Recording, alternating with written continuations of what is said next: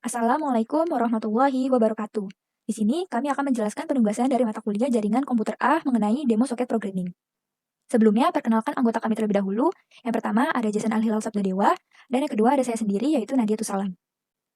Berikut adalah timeline yang akan kami bahas. Yang pertama ada soket programming, yang kedua ada TCP versus UDP, yang ketiga ada source code, dan yang keempat ada kesimpulan. Lalu akan saya awali dengan membahas apa itu soket programming. Jadi soket programming adalah protokol yang mempunyai metode untuk membuat koneksi antar perangkat dalam jaringan. Soket programming bertujuan agar satu program bisa berinteraksi dengan program lainnya dalam satu jaringan. Lalu untuk membuat soket programming minimal membutuhkan dua program, yaitu sebuah soket server program atau biasa disebut server dan soket program klien atau klien. Nah, apa itu keduanya? Di sini akan saya berikan gambarannya tentang apa itu server dan apa itu klien. Jadi server itu merupakan soket program yang berjalan pada komputer, memiliki soket yang terikat dengan nomor port pada komputer itu dan mendengarkan permintaan klien, dan ketika si server yang mendapatkan permintaan dari klien, server akan mengirimkan respon terhadap klien.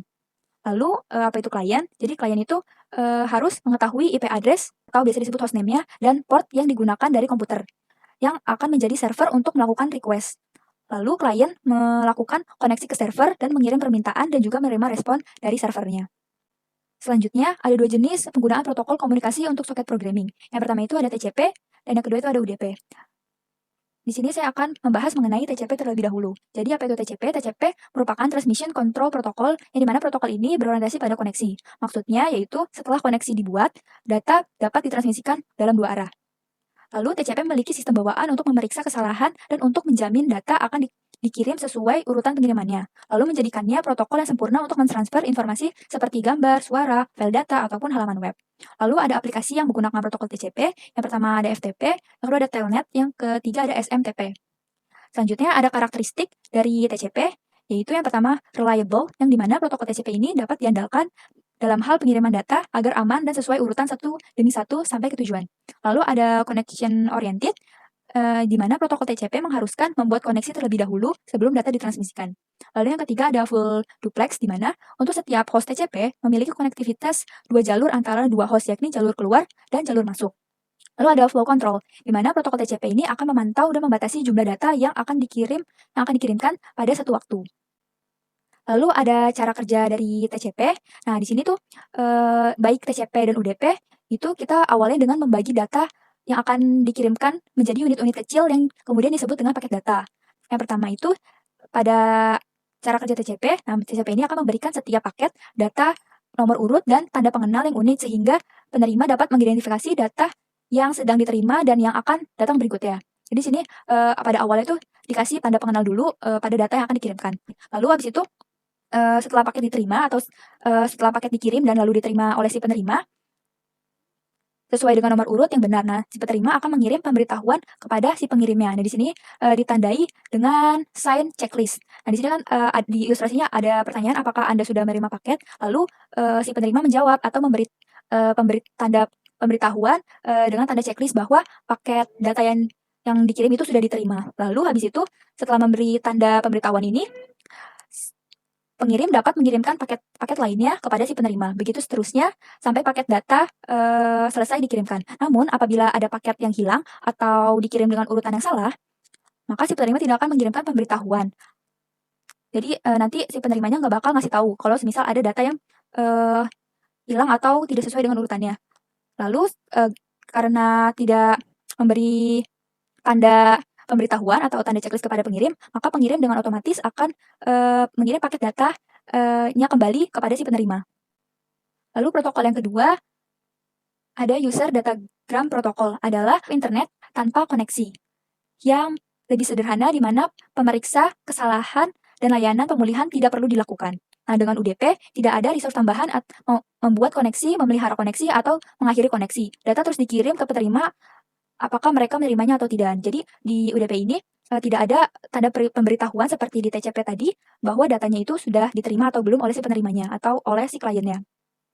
Meskipun UDP tidak ideal untuk mengirim email, melihat halaman web, ataupun mengunduh file, UDP lebih disukai untuk komunikasi waktu nyata seperti transmisi jaringan streaming ataupun televisi. Selanjutnya ada aplikasi yang menggunakan protokol UDP. Yang pertama ada DNS, yang kedua ada SNMP, yang ketiga ada TFTP. Lalu ada karakteristik dari UDP. Yang pertama unreliable, di mana kebalikannya dari TCP, di sini pesan-pesan UDP akan dikirimkan sebagai datagram tanpa adanya nomor urut. Jadi dia tanpa memberi nomor urut pada data yang akan dikirimkan. Lalu ada connectionless, di mana pesan-pesan UDP akan dikirimkan tanpa harus dilakukan proses negosiasi koneksi antar dua host yang hendak bertukar informasi. Lalu ada lightweight, di mana tidak membutuhkan sumber daya, memori, dan prosesor. Jadi nanti si UDP ini dapat simpulkan dapat menghemat ruang memori dan prosesor. Lalu ada transmisi broadcast, di mana mengirim paket data ke beberapa tujuan sekaligus dengan mengirim alamat broadcast atau multicast. Nah, di sini di transmisi broadcast ini itu kebalikannya dari si TCP, di mana kalau TCP itu mengirimkan transmisinya itu one-to-one. Lalu ada cara kerja UDP. Sebenarnya cara kerja UDP itu menyelesaikan pekerja itu sama dengan TCP, namun tadi di awal tanpa tanpa tanda pengenal atau nomor urutnya.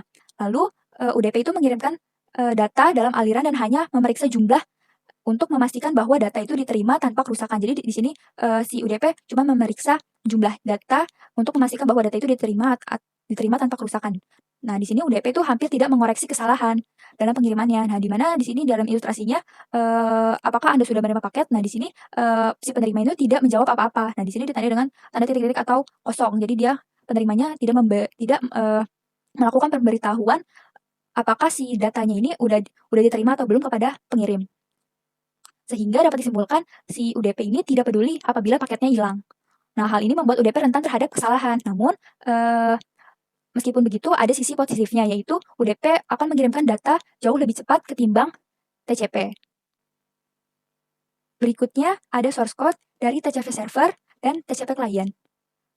Lalu ada juga source code dari UDP server dan UDP client. Untuk lebih jelasnya, penjelasan source code dan implementasi TCP dan UDP akan dijelaskan oleh rekan saya.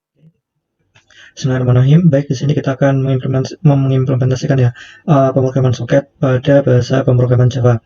Jadi istilahnya itu adalah Java networking. Jadi bagaimana kita akan belajar untuk membuat atau membangun fasilitas untuk berbagi data antara perangkat komputasi yang berbeda. Nah, di Java networking sendiri atau pemrograman soket menggunakan bahasa Java, itu Java sendiri sudah menyediakan package khusus ya untuk membuat pemrograman soket menggunakan protokol-protokol, yaitu menggunakan package java.net, di mana package tersebut dibagi menjadi dua protokol, yaitu ada protokol TCP atau Transmission Control Protocol dan ada UDP atau User Data Protocol. Nah, di mana masing-masing protokol tersebut itu memiliki class package yang berbeda.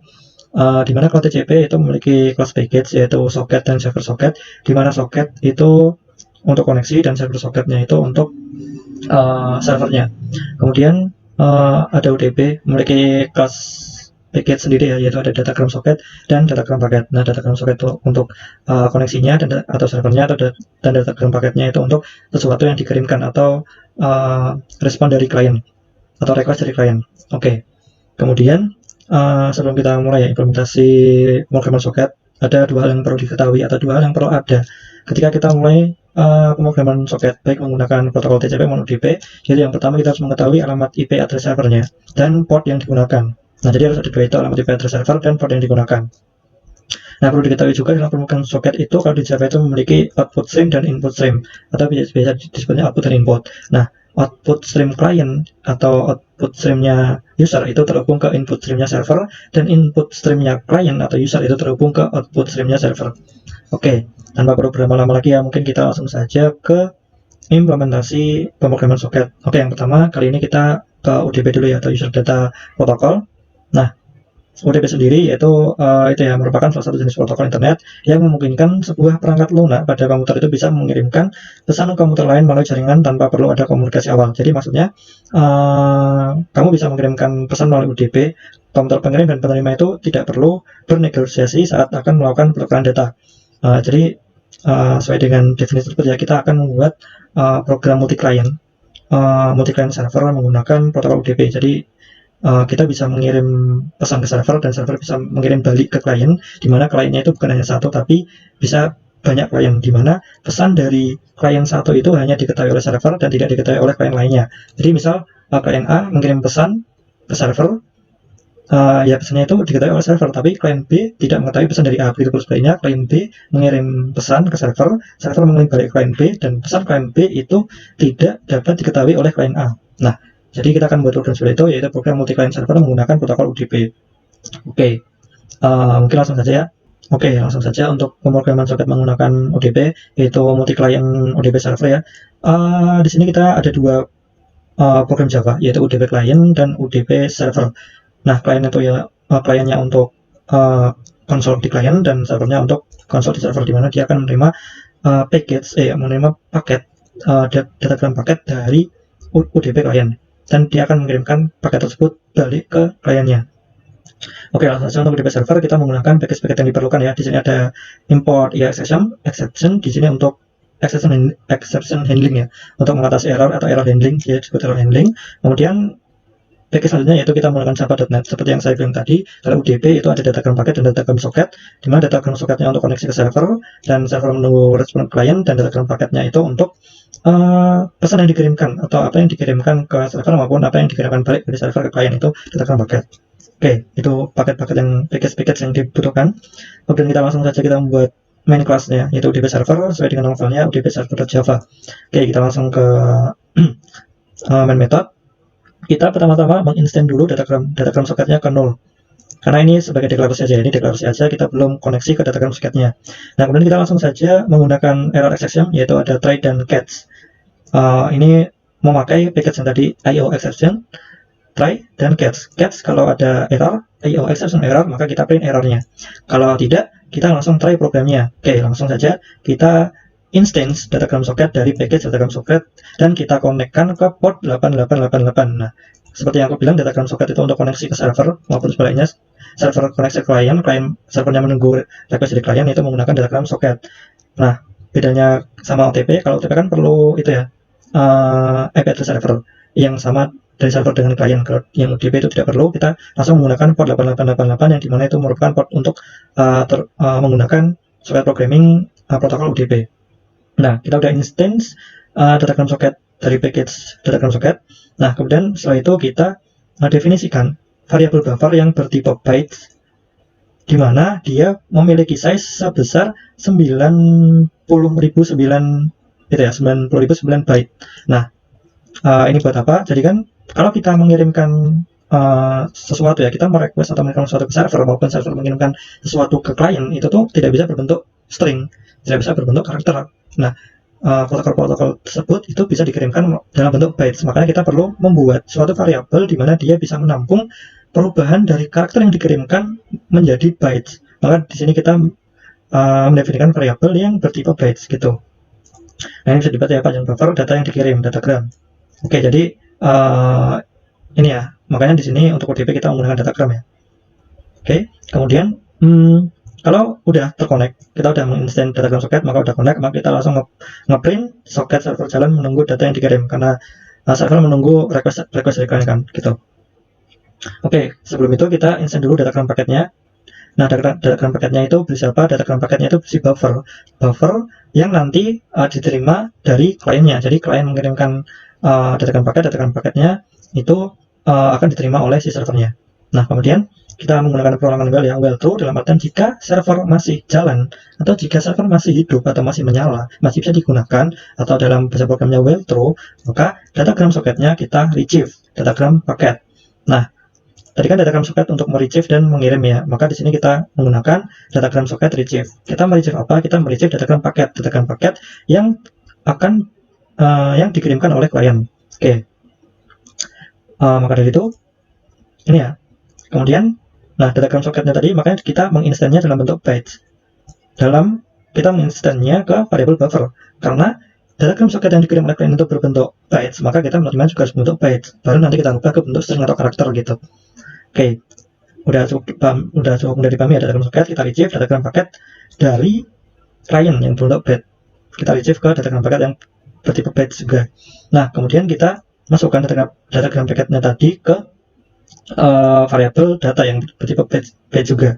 Nah, kemudian kita kan ingin ya sesuatu pesan yang dikirimkan oleh klien ke server, kemudian kita print ke server, ke konsol servernya, kemudian dari server kita kirim lagi ke klien dan di print di konsol klien. Makanya di sini kita deklarasikan variabel s yang bertipe string, di mana variabel tersebut berisikan data ini isinya datagram paket yang dikirimkan tadi yang bentuk bytes, kita rubah ke string. Nah, seperti yang aku bilang tadi, karena kita ingin nge-print datagram paket yang dikirim oleh klien, maka kita harus ubah dulu ke string. Nah, makanya di sini kita deklarasikan variabel s yang seperti string yang isinya merubah data dalam datagram paket dalam variabel data yang bentuk page itu menjadi string. Oke, karena sudah menjadi string, kita langsung print saja ke konsol server. Kita print apa? Kita print get host address-nya. Get host address-nya tadi kan itu ya, nanti kita set di UDP lainnya. Host address-nya ada 127.0.0.1. Nih, hostnya kita print di sini ke servernya juga. Kemudian kita ngeprint portnya untuk memastikan apakah benar portnya 8888. Nanti kita print, kemudian kita print s-nya atau string yang dikirim atau data yang dikirimkan. Oke. Kemudian kita sudah print ya, s data yang dikirimkan sudah ke print. Kemudian kita rubah lagi s datagram paket yang dikirim klien tadi yang sudah dijadikan string di server, kita rubah lagi ke bytes dan kita kirimkan ke klien lagi. Karena kan programnya kita ingin mengirimkan ulang ke klien dan diberi lagi di klien konsol. Makanya kita kita instant lagi, kita deklarasi variabel paket lagi, instant paket dari datagram paket, kita s-nya kita rubah jadi bytes. Oke, s-nya string, kita rubah ke bytes lagi dan kita kirimkan ke klien. Oke, datagram socket send, datagram socket kita send apa? Kita send paket, yaitu pesan yang sudah kita jadikan bytes dari pesan yang string tadi, dari pesan yang string tadi kita jadikan bytes dan kita kirimkan ke klien. Oke, paham ya? Jadi gampang saja untuk server, kita connect-kan datagram socket connect, kemudian kita ambil datagram paketnya yang dikirimkan ke klien, kita kan bentuknya masih byte, kita rubah di string, kita print, kemudian kita rubah di byte lagi, kemudian kita send ulang ke klien lagi menggunakan datagram socket send. Oke, untuk server cukup sekian, mudah dipahami ya. Kemudian untuk klien, nah gimana untuk klien? Untuk klien sama saja kayak server, jadi kita menerima datagram paket dari server dalam bentuk bytes, kita rubah jadi string, kemudian kita print ke konsol gitu. Nah, untuk UDP client Java juga menggunakan package yang hampir sama ya. Sebenarnya sama sih kayak UDP server. Di sini ada IO exception untuk access handling atau error handling. Kemudian ada datagram paket dan datagram socket. Oke, ini ada tambahan untuk input stream reader dan Java IO buffer reader itu untuk menerima inputan dari konsol ya. Kita kan mau mengirimkan pesan. Nah, kita inputkan pesan tersebut dan kita harus mengimport input stream reader dan buffer reader. Bedanya apa? Jadi input stream reader itu kayak satu paket dengan buffer reader. Kalau input stream readernya itu untuk menerima masukkan karakter maupun masukkan integer dari konsol atau dari user, dan menggunakan buffer reader itu untuk menggunakan inputan tadi ke programnya. Jadi bisa digunakan inputan tadi ke programnya. Oke. Kemudian ada JavaNet init address itu untuk mendapatkan address dari komputernya. Oke, kemudian kita membuat kelas UDP client. Biasa ya UDP client, kemudian kita membuat main public static void main-nya. Kemudian kita deklarasi dulu datagram socket itu menjadi 0. Karena ini belum kita connect, karena ini masih kita deklarasi dulu, kemudian kita deklarasi variable string s yang akan kita inputkan dari konsol, yaitu pesannya apa, kemudian kita instant juga buffer reader kayak inputannya. Ini new buffer reader, new input stream, jadi kita input stream dulu dari konsol karakternya, kemudian kita buffer reader, dalam arti kita akan gunakan ke programnya. Oke, kemudian ada try and catch ya, error exception atau exception handling. Catch, kalau ada error kita tangkap errornya, kita print errornya, kemudian try, kalau tidak ada error kita try programnya. Oke, kemudian kita connect-kan dulu kliennya ke server, datagram socket, new datagram socket, kita instant datagram socketnya. Nah, kita instant dulu datagram socketnya, kemudian kita instant juga init address, yaitu ada ini ya, ada address usernya atau address kliennya, yaitu 127.0.0.1. Nah, ini kita udah connect ke server, kemudian kita lakukan perulangan ya, sama kayak server tadi, kita ulang terus sampai servernya itu tershutdown. Nah, kalau yang klien kita while true, kalau ketika masih terhubung ke server atau ketika kita masih bisa mengirimkan pesan, dalam artian kita masih terhubung ke server, maka kita lakukan ini semua. Oke, ketika masih terhubung ke server, maka kita akan system out print, masukkan pesan Anda, kita inputkan pesan ya, kita inputkan pesan ke variable s, buffer reader read line, kita input kata-kata yang kita kirimkan ke variabel, kita simpan ke variabel s. Oke, kemudian ini ya, kemudian kita mendeklarasikan variabel b yang bertipe bytes yang akan menyimpan pesan tadi yang berbentuk string dirubah menjadi bytes. Karena kan alur program kita kan pertama kita servernya dinyalakan, menunggu respon dari klien connect ke server, klien menginputkan pesannya, kan bentuknya masih string, kemudian dirubah menjadi bytes, kita kirim ke server merubah bytes ke string, kemudian print di konsol. server, kemudian server merubah lagi ke batch, kirim ke klien, klien merubah jadi string lagi, kemudian print di klien gitu. Makanya di sini kita butuh variabel B untuk merubah masukkan kita tadi yang bentuk string ke batch yang akan kita kirimkan ke server gitu. Oke, maka kita masukkan variabel B tadi ke datagram paket, karena ingat kita mengirimkannya dalam bentuk datagram paket harus menggunakan package datagram paket. Maka di sini datagram paketnya kita isikan B. B pesan kita yang udah itu yang udah kita ubah jadi bytes. Nah, kemudian kita menggunakan datagram socket send, kita send datagram paket tadi, pesan kita tadi yang bentuk batch ke server. Kalau udah ke send kan kita servernya itu ya nge-retrieve. Kita send dari klien, servernya nge-retrieve, rubah ke string, kita print ke konsol server, kemudian kita rubah ke batch lagi, kita kirimkan ke klien. Nah, karena server ngirim ke klien lagi, maka di sini kita perlu variabel satu lagi yang bentuk batch untuk menerima datagram paket dari server, yang di sini panjangnya kita buat sama ya, 90.009, kemudian data paketnya, kemudian kita insen paket datagram paket yang isinya akan diisi oleh batch yang datagram paket yang dikirimkan oleh server. Nah, karena tadi server ngirim ya, servernya nge-send, maka kliennya retrieve, datagram paket retrieve. Ada datagram paketnya retrieve, kita udah mendapatkan batch-nya, kita simpan ke data, ke variable data, kemudian kita rubah batch tadi ke string. Nah, kalau udah kita rubah ke string, kita print ke konsol klien. Maka di sini kita print hostname-nya ini 127, port udah pasti sama, yang ini 8888 karena port UDP. Kemudian kita print itunya, string yang dikirimkan dari server tadi ke konsol. Nah, cukup mudah ya untuk yang UDP klien. Daripada berlama-lama, kita langsung run programnya. Oke, kita menggunakan terminal ya. Kita coba dulu, kita menggunakan Hyper, sama aja kayak CMD. Oke, kita langsung ke ini aja ya, kita langsung menuju ke ini, copy paste, kita menuju ke SRC nya. Oke, benar, kita run dulu servernya, kita langsung Java UDP server.java. Bebas ya. Kalau Java sih kan kita harus Java lagi. Jadi kalau Java kita langsung run servernya. Oke, server udah jalan ya, soket server jalan, menunggu data yang dikirim. Kemudian kita langsung connect ke kliennya. Ini kan servernya udah tinggal nunggu request dari kliennya. Jadi kita langsung ke klien aja, kita connectin ke servernya. Oke, kita langsung ke batch-nya, kita cd, langsung kita run program UDP kliennya, udp client.java. Oke, masukkan pesan, misal kita nulis nama kita ya, Jason Albilang Sabda Dewa 24061/1/2002. Nah, maka di sini data yang terkirim Jason Albilang Sabda Dewa, hostnya 12701, portnya 888, kita kirim ke server. Ini kita kirim ke server dulu. Oke, kita kirim ke server masuk sini ngeprint hostnya 12701, portnya 64692, karena ini ya tergantung dari kliennya. Beda klien maka portnya ini akan berubah. Pesannya yang dikirimkan ini, kemudian dia kirim ke klien lagi yang port, kemudian di sini ngeprint 12701 portnya 888 karena port UDP, kemudian yang terkirim sama Sabda Dewa 2401/2002. Ini bisa di reverse lagi atau enggak? Kita coba, karena program ini kita multi klien, kita coba itu buat klien baru.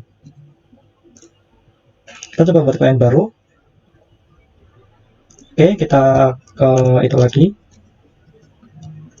Bentar, kita copy teksnya juga lagi, kayaknya hilang. Oke, kita copy-nya lagi ya, kemudian kita Java UDP klien, ini klien 2 ya, klien.java. Oke, kita masukkan pesan Nadiatus Salam 80601/1/2006. Oke, maka di sini ini sebagai klien 1, ini sebagai klien 2. Klien 2 mengirim ke server, kita print ke server dulu.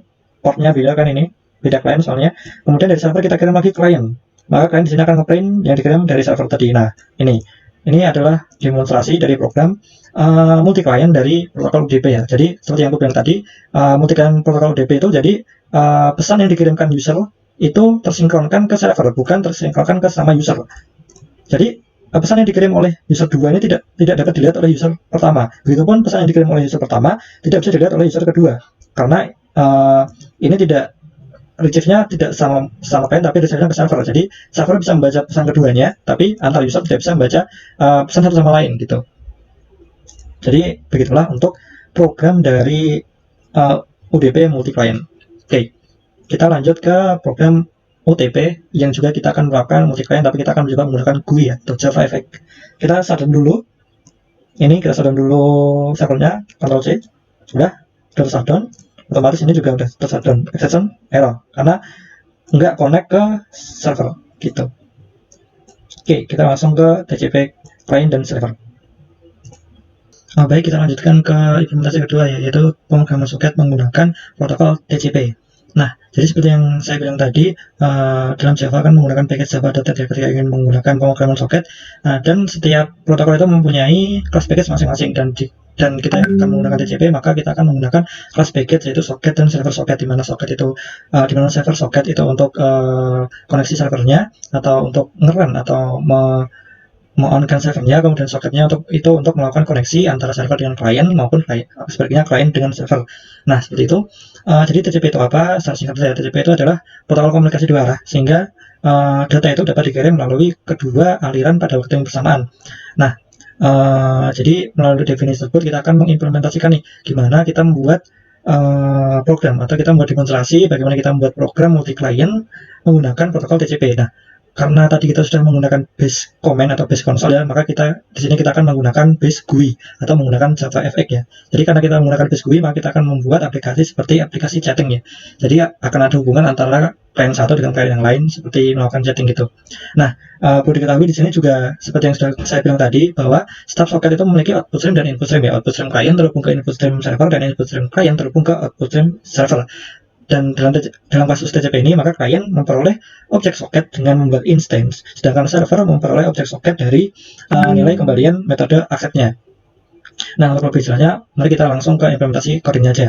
Oke, baik, untuk implementasi codingnya kita langsung saja kita membuat dua program Java. Yang pertama ada TCP server, yang kedua adalah TCP client. Sama kayak yang tadi ada UDP server dan UDP client. Kita mulai ke TCP server dulu ya. Jadi untuk TCP servernya kita ini memerlukan package-package yang diperlukan, ada buffer reader, input stream reader, itu untuk inputannya. Kemudian exception untuk exception handling atau error exception. Kemudian ada print writer untuk mengirimkan itu respon kliennya ke konsol, dari server ke kliennya lagi, ke klien yang terhubung, ke semua klien yang terhubung. Oke, kemudian server socket, seperti yang saya bilang tadi, ada dua class package, ada socket dan server socket. Server socket untuk menggunakan servernya, untuk socketnya untuk menjalankan hubungan antara server dan klien maupun sebaliknya. Baik, kemudian kita import default asset. Asset itu sama kayak array ya. Bedanya kalau array itu kan bisa elemen yang sama. Kalau asset itu elemennya sudah pasti unik gitu. Jadi tidak ada elemen atau karakter yang sama. Oke. Kemudian kita inisialisasi kelas main class yaitu TCP server, seperti namanya, nama programnya TCP server Java, sesuaikan. Kemudian kita untuk scope global kita ini ya mendeklarasikan beberapa variabel yang pertama ada port. Port di sini kita menggunakan 1200, bebas mau berapa aja. Di sini kita 1200. Ingat, TCP server, TCP client port harus sama ya. TCP server port 1200, maka TCP clientnya di sini kita harus connect-kan ke port 200 juga di sini. Oke, nanti kita jelasin ya. Oke, kemudian yang kedua kita deklarasi variable names atau nama ya, nama dari klien. Misal klien 1 kasih nama siapa, klien 2, klien 3 dan lain-lain. Kita deklarasi dengan dia bertipe set ya, set string, dalam artian dia harus unik gitu. Kemudian ada print writers, kita juga insert print writersnya juga bertipe set gitu. Nah, kemudian kita ke void main-nya langsung ya, kita ke main-nya. Dia juga terlalu exception. Dalam artian mainnya ini digunakan untuk ketika servernya itu merun ya. Ketika servernya itu berjalan, maka kalau udah dijalankan si main metodenya ini, maka akan nge-print server jalan pada port 1200 karena portnya kita setting 1200. Nah, kemudian kita inisialisasi server socket, dalam artian kita mau membuka koneksi servernya menggunakan server socket, yaitu server socket port 1200. Jadi port 1200 sudah bisa dikoneksikan dengan klien, tinggal nunggu aja respon atau request dari klien. Oke, karena kita menggunakan throw IO exception, maka kita menggunakan exception handling. Ada try, catch, finally, bebas. Karena di sini kita menggunakan try, catch, finally ya. Kalau sebenarnya kita tinggal try, catch saja, nggak perlu finally. Oke, kenapa kok pakai finally nanti kita bahas ya. Kemudian kita try programnya ini, kalau error kita tangkap errornya, kita catch errornya, kemudian kita print errornya. Finally, kalau udah selesai programnya ini, maka server socketnya di close, karena ini kan kita buka server socketnya ya. Server socketnya kalau udah selesai ya servernya mati, maka di sini ada finally gitu.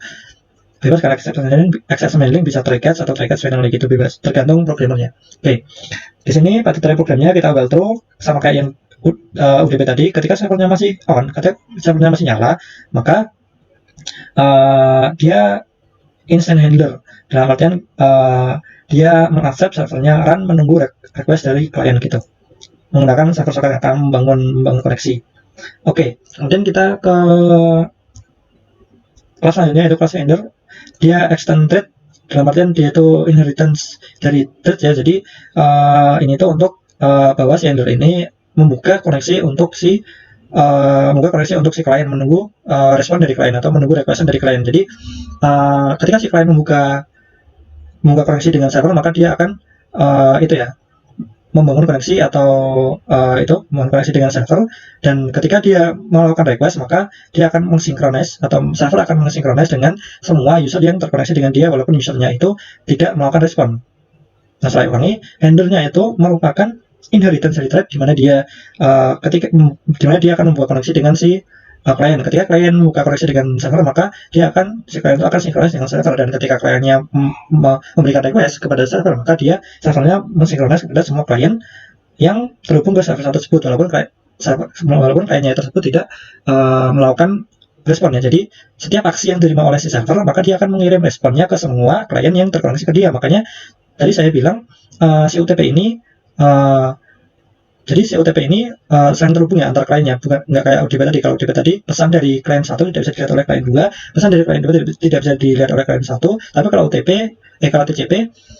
ini dia bisa terhubung ya antara klien 1 dan klien lainnya. Jadi maka di sini kita membuat program semisal setting gitu ya, karena pesan dari user misal klien 1 maka akan masuk ke server, kemudian juga bisa dilihat ke klien 2 karena saling terhubung klien 1 ke klien 2, dan klien 2 ketika memberikan pesan juga bisa dilihat oleh klien 1 karena terhubung. Maka dari itu saya tadi menyebutkan bahwa ketika klien memberikan respon ke si server, maka server akan mensinkronis ke semua user yang terhubung ke servernya, walaupun usernya tersebut tidak melakukan respon. Maksudnya ketika klien 2 memberikan respon, maka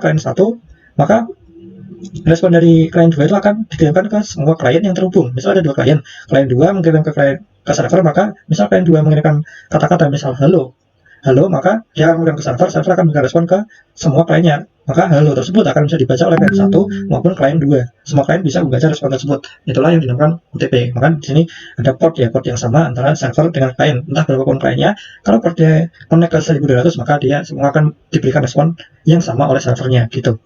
Oke, untuk yang handler itu ya, untuk memberikan respon dari klien. Oke, kita deklarasikan variable name untuk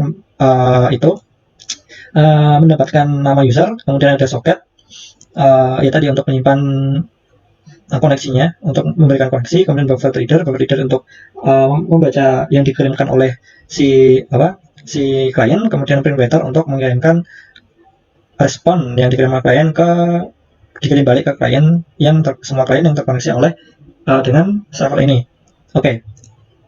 Kita langsung saja ke method run ya. Ketika koneksinya sudah terjalin antara si klien dan si server, maka ketika kalian memberikan respon, maka ini pakai exception handling ya, ada try, kemudian di sini ada catch, ada finally. Nah, try itu ketika klien memberikan respon, kemudian catch kalau error, maka kita print error. Kalau sudah selesai programnya, sudah selesai kita menjalankan ke servernya, maka kita remove alamat-alamat memori atau memori yang menyimpan nama, dan message-nya kita hapus semua ya dari ruang memori. Untuk free memory, kemudian yang ini kita close koneksinya, kita close socketnya. Jika socketnya tidak bisa di close, maka kita print error gitu. Oke, kita langsung ke try-nya saja. Kita pembahasan programnya, servernya. Oke, kita buffer reader, kita baca respon dari si klien, kemudian print writer-nya itu nanti kita akan mengirimkan respon tersebut balik ke kliennya, kemudian well through ketika servernya masih terhubung kepada klien, atau kliennya masih memberikan respon ke server, berarti kan servernya masih terhubung klien, maupun sebaliknya klien masih terhubung ke server. Maka di sini akan membaca nama, ini akan membaca nama. Jika kosong, maka dia akan membaca ulang. Oke, dia akan membaca nama, kemudian selain membaca nama, membaca nama. Setelah membaca nama, kemudian si servernya dia juga akan melakukan perulangan lagi ketika masih terhubung klien dan klien masih terhubung ke server, maka dia membaca message dari klien. Jika tidak ada message-nya, maka diulang lagi. Nah, ketika sudah mendapatkan si nama, variabel nama dan variabel message-nya, maka dia akan servernya akan mengirimkan respon ke klien, yaitu berupa message-nya apa dan namanya siapa dengan message-nya apa gitu. Dia akan mengirimkan ke semua klien yang terhubung ke servernya ini. Oke, jadi servernya itu akan membaca nama yang diinputkan oleh klien yang ada di GUI yang nanti akan kita praktekkan di GUI, menggunakan GUI ya, menggunakan JavaFX. Kemudian dia juga akan membaca itu inputan message-nya, kemudian dia akan mengirimkan respon ke kliennya, nama dan pesan apa yang dia kirimkan ke semua klien yang terhubung ke server. Oke, guys, contohnya tadi udah. Untuk server cukup segitu, kita lanjut ke klien. Oke, untuk klien kita menggunakan package ya, karena klien itu berfungsi buat user interface-nya, maka kita harus menggunakan JavaFX ya, JavaFX buat JFrame dan membangun UI-nya. Dan ini package-package yang dibutuhkan sama kayak tadi, ada buffer reader ya, exception, input stream reader, print writer, socket, udah pasti ada socket ya. Oke, dan target dimension ini untuk itu untuk interaksi UI-nya. Oke, untuk main class-nya ada TCP client sesuai dengan nama programnya TCP client Java. Jadi di scope global ini kita hanya mendeklarasikan bagaimana kita membangun UI-nya. UI-nya kita menggunakan ini ya, public TCP client. Jadi kalau TCP client dijalankan, maka dia akan keluar UI-nya atau GUI-nya akan keluar. Ini variasi aja tergantung programnya, karena mau bangun UI kayak gimana nanti kita lihat ketika di run aja. Kita langsung ke logic programnya aja. Oke, kemudian ada ini ya, public string, ini ada method function get server address. Ini gunanya dia akan membuat pop-up yang akan menerima inputan server address, karena di sini server addressnya kita tentukan sendiri oleh usernya. Terserah dia mau dari server address berapa. Yang penting portnya server sama klien itu sama, portnya 1200, karena kita mesetnya 1200 tadi ya. Kemudian yang kedua, kita menggunakan method getName. Ini akan memunculkan pop-up juga yang akan mengget atau mendapatkan inputan nama dari klien yang nanti akan dikirim ke server ya. Oke, kemudian kita run klien, kita run IO exception juga, ketika ada error kita handling. Oke, kita deklarasi server address, get server address. Ingat ya, tadi get server address kita menggunakan pop-up, jadi kita input dari user. Server address-nya kita input dari user, kita masukkan ke server address yang type string, kemudian kita socket, kita instance sockets. Ini yang berisi dua parameter. Yang pertama server address-nya dan akan connect ke port berapa, connect ke port 1200, karena tadi kan servernya 1200 ya, connect ke 1200, maka syntax ini akan digunakan untuk connect ke servernya. Ini karena kita menggunakan server address inputannya, maka di sini server address. Kalau kalian mau pakai localhost bebas, di sini terus aja localhost. Berarti kalau localhost nggak perlu, ini nggak perlu, tinggal pakai localhost saja. Kemudian kita try programnya, logiknya. Kalau sudah, maka socketnya di close, karena kalau sudah kan koneksinya diputus. Oke, kita fokus ke try-nya. Kemudian buffer reader dia akan menerima input stream yang akan dikirimkan ke server ya. Tadi ada nama sama message. Kemudian print writer, kemudian dia akan mengirimkan ke server. Nah, ketika dia mengirimkan ke servernya tadi servernya tadi akan meread dan akan mendapatkan nama dan message-nya. Kemudian dia akan mengirimkan print writer-nya diinisialisasi untuk dikirimkan kembali ke klien. Kemudian dia akan mengeprint ya, namanya siapa dan message-nya apa, dan akan dikirimkan ke semua klien yang terhubung ke servernya tadi. Nah, karena udah dikirim lagi dari server, maka tinggal di GUI kliennya dia print ke konsol kliennya, ke GUI-nya atau ke JavaFX-nya, ke GUI-nya, ke konsol. Tadi kan pakai komennya pakai GUI, jadi kita sebutnya ke GUI-nya. Kita akan ngeprint ke GUI-nya. Ya udah, kita ngeprint nama dan kita ngeprint message-nya, namanya apa dan message-nya apa. Kita sudah ke-print, maka dia akan mengulang terus ya. Jika masih connect berarti dia bisa menginputkan dan dia bisa mengeprint sebanyak apapun dia mau selagi masih connect ke server gitu. Oke, jika sudah, maka koneksinya diputus, socket close. dalam arti koneksinya diputus. Oke, ini yang fetch May-nya. Jadi TCP client kita instant dan kita jalankan TCP client-nya. TCP client-nya jalan, maka GUI-nya akan muncul. Kalau GUI-nya akan muncul, maka kita TCP client run. TCP client run, ya udah kita jalankan logic-logicnya. Kita kirim ke server, server kirim ke semua klien yang terhubung ke servernya. Nah, oke, untuk itu mungkin itu saja untuk penjelasan TCP client. Kita langsung saja ke implementasi itu ya, programnya. Kita connect dulu ke itu servernya, kita menggunakan sama konsol dulu karena kita mau jalanin servernya. Oke, kita copy dulu patch. Oke, kita ke directory D karena ini punya di D. Oke, kita langsung Java TCP client .java. Oke, karena ini masih client ya, kita jangan isikan dulu atau kita close dulu ya. Kita close dulu. Kita fokus ke itu dulu, ke servernya dulu. Karena kalau walaupun kita isi tadi, nanti kita nggak bisa jalan programnya. Kita ke TCP server dulu. TCP server di Java. Server jalan pada port 1200 kan, maka kita langsung ke jalankan kliennya. Tadi kebalik ya. Kalau nggak connect dulu nanti nggak bisa mengirim ke sama klien. Oke, karena server udah jalan, kita melakukan koneksi ya. Oke, kita melakukan koneksi ke servernya. Kita coba ke klien satu dulu. Java TCP client.java. Oke. Nah, untuk klien satu kita menggunakan IP address host dulu ya. 001 kita coba, kita masukkan nama, kita coba nama JSON. Oke. Kita biarkan dulu, kita jangan isi basic dulu karena kita harus uji coba karena ini multi klien, kita uji coba dulu dua klien. Jadi kalau satu klien ya dia hanya menampilkan klien pertama aja, klien kedua nggak ada karena klien kedua belum dibuat gitu. Kita buat klien satu lagi untuk melakukan interaksi. Apakah berhasil klien satu dan klien dua berinteraksi? Oke, kita coba.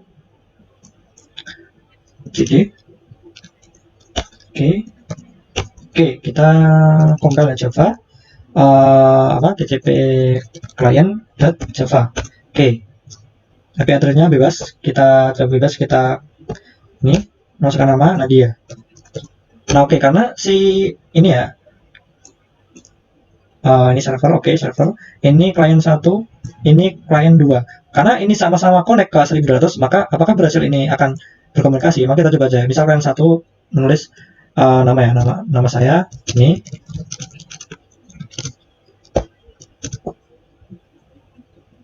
Oke, maka di sini setelah kita enter, maka dia akan dikirim dulu ke server. Server mendapatkan respon. Server merespon, maka dia akan mengirim ke semua klien yang terhubung ke server. Karena kedua-duanya terhubung ke server, maka kedua-duanya akan dikirim ke server. Walaupun si server 2 dia tidak ngapa-ngapain, tapi dia tetap akan dikirim respon dari server. Maka ini chat ini akan terkirim ke klien A dan juga akan terkirim ke klien B. Nah, gimana kalau kita dari klien B apakah akan terkirim ke klien A? Maka kita coba dulu. Lanjut salam.